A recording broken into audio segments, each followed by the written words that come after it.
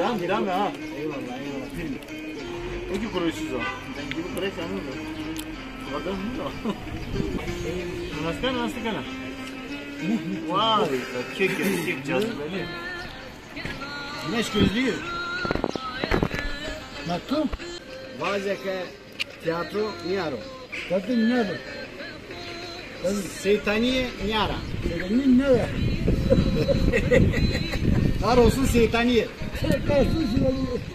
Yaşasın tiyatro. Kadının taktım. Yaşasın tiyatro. Öbür taktım.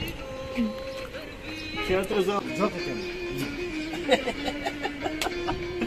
Zor mu? Zote.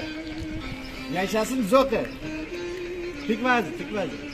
Vazike perden mi to? Kilitlendi.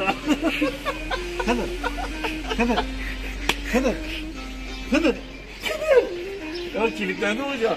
Nerede? Kalk, hıdır. Vay, hıdır. Kilitli ya. Annesine... Tamam, ıslayayım bir kere ya.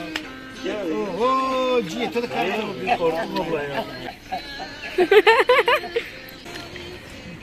Size bu ne uyuyor yani ama? Ya. Vallahi ya. Dert edine. Kırmadım. Kırmadım.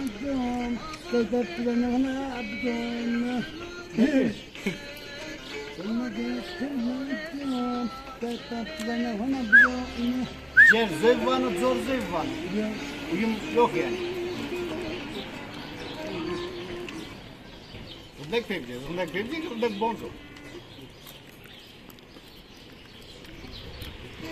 Hadi. Ahken arayına kilitmek ya. Sen kilitlendin ya, ben korktum ha. Tamam, say yavaş. Ama yavaş. Yani gara. Ya Hızır.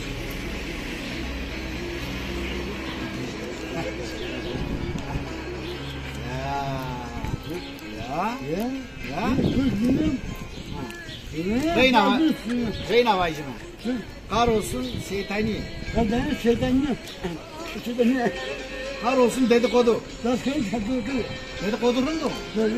Ne? Bu niye? Dedikodu. Bir böyle hak bir böyle. Abi burada haksız da var ya. Hep pislik de var he. Dedikodu da var. Ya, dedikodu var.